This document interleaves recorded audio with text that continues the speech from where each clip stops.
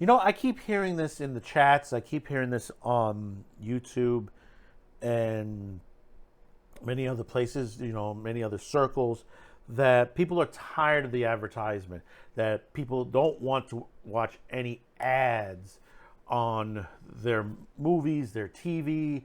That's why streaming has become very successful. But I have to tell you, you're partially right and partially wrong. And I'll tell you why. There's research out there. There are those researching out there. And I've said this before, fast channels is the way to go now as far as streaming. Some of it's free out there. I know some of it you have to pay for, like Hulu. But the free sites are moving upward in the line. And on this video, we've just gotten the new numbers that'll take us practically into 2030.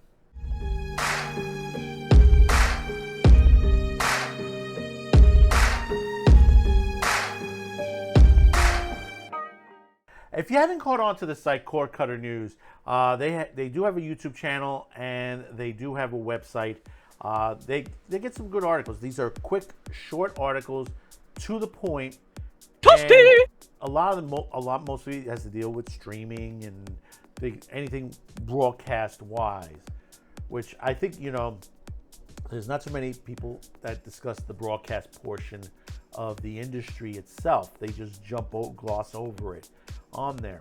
But they have a current article that basically we discussed about, what was it, about 6 months ago? So at least 6 months. I do have a video out there that in the next year or two, free streaming fast channels and stuff like that is going to hit at least the $10 billion mark, which that is good. That's pretty good for companies like Tubi and Pluto and Roku.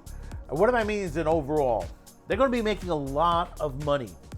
Now, I understand, yeah, I know people are going to say, well, I don't want to watch all those commercials. Some of them, yeah, they do oversaturate themselves or do very repetitive. I think the repetitive is because the advertising industry is still, as they say, baby-faced when it comes to fast channels and free ad-supported streaming.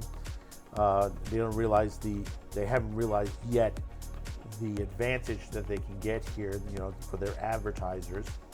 Companies like Tubi, they show commercials, but not a lot. On the fast channels is a little different story.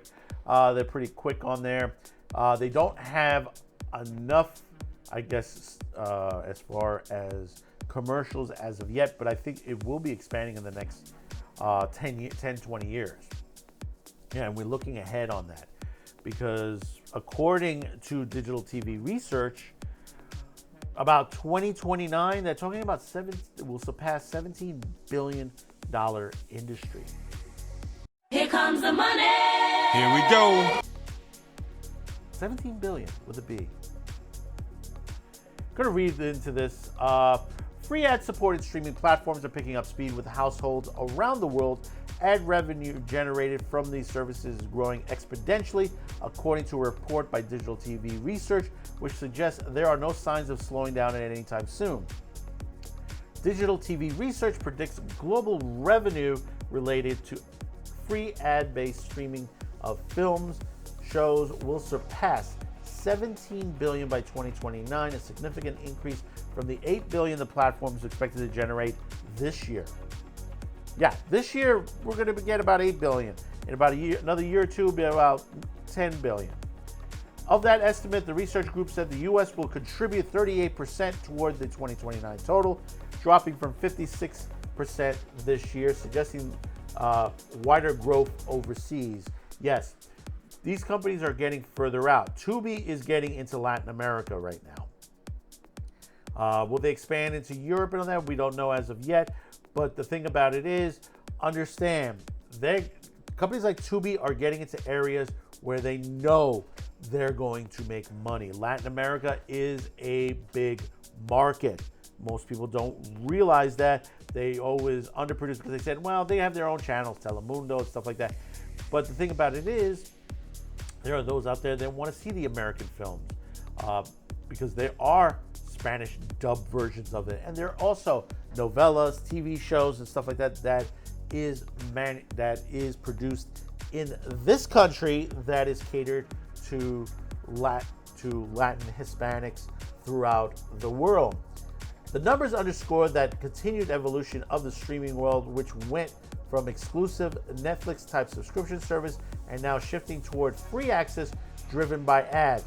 These options are increasingly attractive as subscription services like Disney Plus and Max continue to raise their prices, driving budget-conscious audiences to more affordable options. Yeah, that is correct. When you look at what is available on these sites now, why spend money on Disney? Why spend money on Paramount? Yeah, companies like Paramount may have a couple of good shows. They had Tulsa King, which I saw recently, which is really, really good. Can't wait for the second season on that. And a couple of other shows on there, not Star Trek. You look at that, but you have to point to yourself, do I really want to spend $12, $15, $20 a month for that site for maybe one or two shows?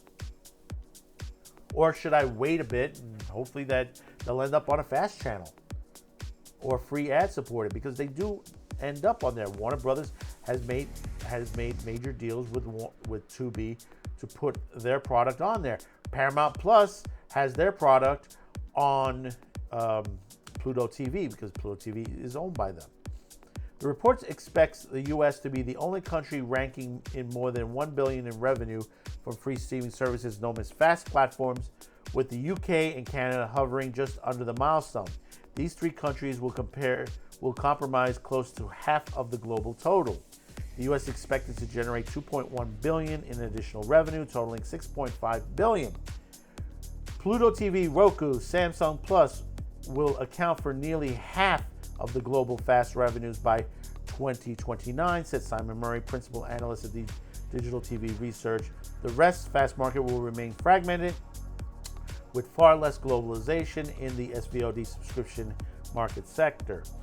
Pluto TV is expected to generate $3.1 billion in revenue, Roku $3.4, Samsung $1.6, according to Digital Research. I'm surprised Tubi's not in there for some reason. As cord cutting becomes more prominent, people are searching for additional ways to save money while keeping their favorite content. Cord Cutter News internet poll shows that households are scaling back on the number of streaming services they subscribe to. Even among the cord cutters, consumers want to pay less for entertainment overall and cut back in the number of services they use, free or otherwise.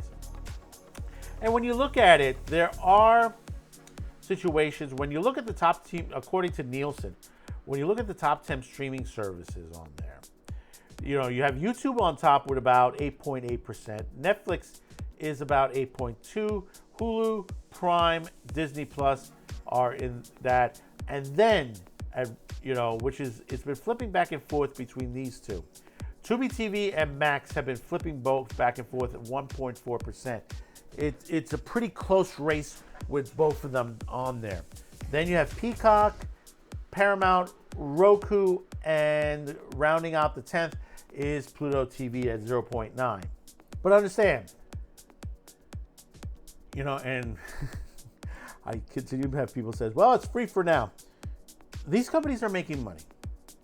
And there are a lot of other smaller ones like Crackle, which is owned by Chicken Soup for the Soul, and Midnight Pulp, which shares several different sites, including a really good anime site on there. And you have like Retro Crush out there, which has been popular.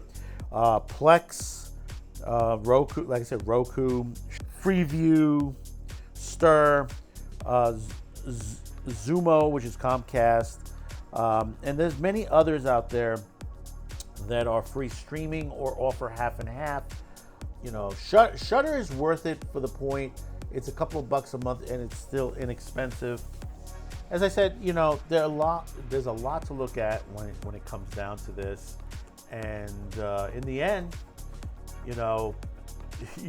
when you have something, Netflix will stay on top, I believe so, with YouTube. Hulu is going to be a question mark. It depends on who owns Hulu in the next 2 years. If it ends up in Comcast, I see them moving forward. If it's Disney, I think there's going to be an issue on that. Max and the others, that's going to be up in the air on that. But I see Pluto, Roku, and a couple others moving up in the ranks in the top streaming as more and more people cut their cable services. And, you know, hey, it's not a bad thing that they're cutting their cable service. I know it's bad that, you know, people might lose their jobs, but you got to remember, they're in the entertainment business. They're here to entertain you, right? And yeah, they're here to make money as well. When you combine everything together, advertisement, the customer, and all that, you want to make your money proper for the best service possible. But who am I to say but a madman with a show? Thanks for watching. Before you go, please comment, like, and share this video. Also, if you haven't yet, please subscribe as this helps the reach of our channel. Finally, as a content viewer, you have that ability to help support this and many other channels. Especially now more than ever since the passing of a new law in the United Kingdom that will diminish the reach of many channels and affect our advertisers. If you wish to help grow this channel by financial support, you have two ways. There are two links in the description below. The first will send you to a pay site where you can make a monetary donation.